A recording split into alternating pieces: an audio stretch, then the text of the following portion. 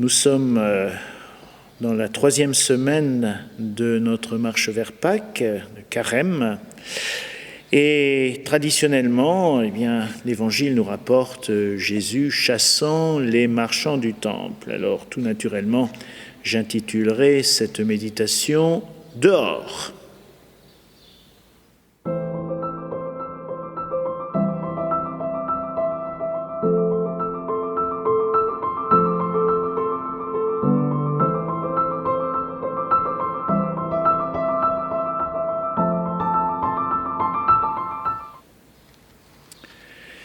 De l'Évangile de Jésus-Christ selon saint Jean.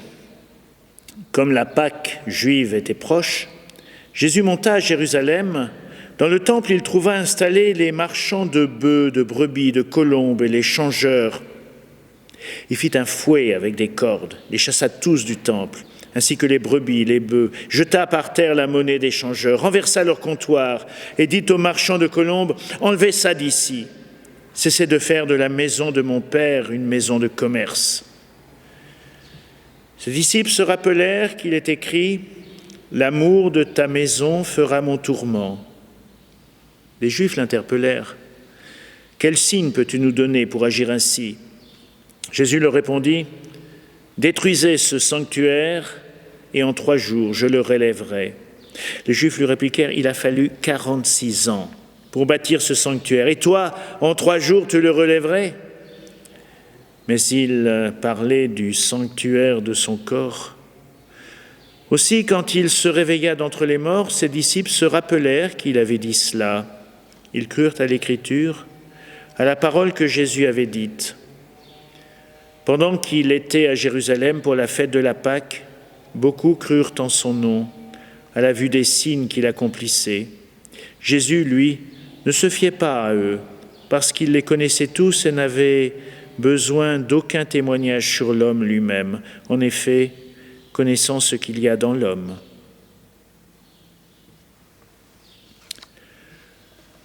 Soucieux d'améliorer constamment la qualité et l'éventail des services offerts à nos amis pèlerins, vous découvrirez dans notre nouveau centre commercial, situé dans l'enceinte même du temple, des produits de qualité.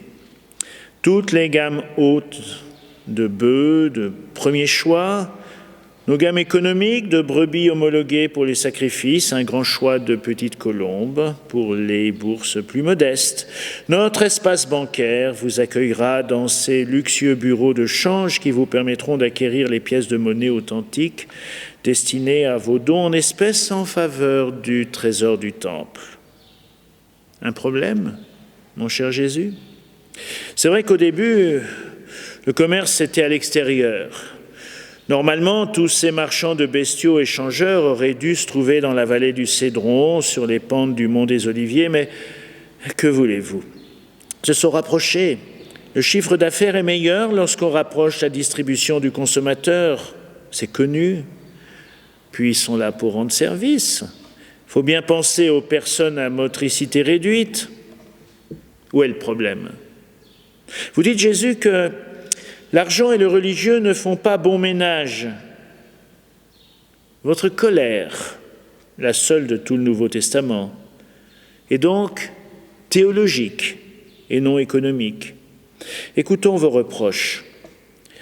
Vous dites que, le profit et la religion, la rencontre avec Dieu ne font pas bon ménage. Personnellement, quand j'étais gamin, j'étais mauvais au jeu de billes, ou plutôt bon en classe. Je perdais beaucoup de billes en jouant avec mes petits copains, mais je renouvelais facilement mon stock en vendant les solutions aux problèmes de maths et les exercices de grammaire qu'il fallait faire à la maison. Les autres n'avaient plus qu'à recopier les réponses. J'assurais un service de qualité. Mes réponses étaient bonnes et ma fortune en billes assurée. Donnant. Alors avec Dieu, quand j'étais gamin, je voyais les choses un peu de la même manière. Je te donne ça, Seigneur, prière, un effort, une privation, puis tu me donnes ça. Tu m'épargnes de la grippe intestinale, tu m'aides à ne pas tomber de cheval, j'apprenais l'équitation. Un Dieu tout-puissant que l'on peut amadouer par des sacrifices adaptés. Mais le Dieu d'amour gratuit ne saurait susciter un système religieux marqué par le donnant-donnant. Puis il y avait un autre problème avec les changeurs. La pratique du temple excluait, coupait de la vie. Il disait « Seule notre monnaie est pure. Votre vie quotidienne, vos affaires de marché aux légumes, de salaire journalier avec une monnaie qui n'est pas la nôtre, c'est sale, c'est impur, c'est impropre. » Eh bien, ça posait un problème, car Dieu n'est pas réductible à une thèse partisane. Il est le Dieu des nations, de toutes les nations, et sa tendresse ne s'achète pas avec une monnaie réservée et sacrée. Dieu nous rejoint dans le quotidien. Dieu aime chacun et incite à vivre la fraternité. Alors, ce n'est pas toujours facile à comprendre, c'est vrai.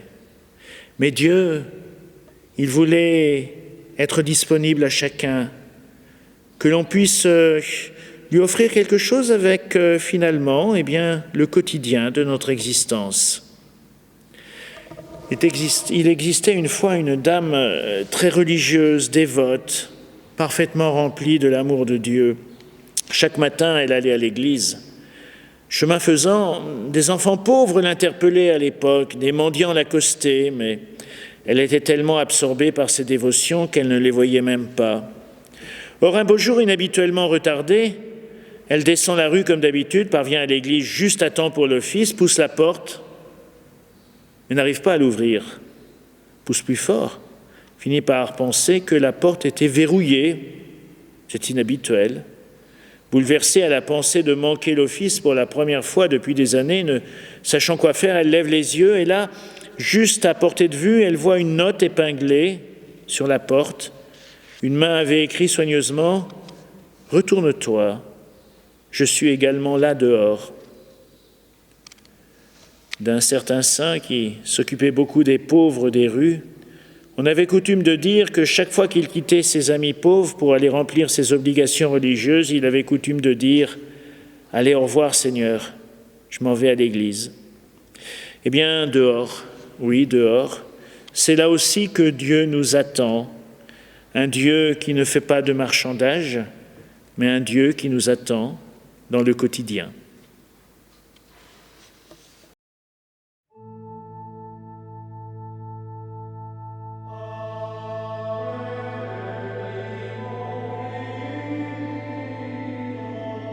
Notre Père qui êtes aux cieux, que ton nom soit sanctifié, que ton règne vienne, que ta volonté soit faite, sur la terre comme au ciel.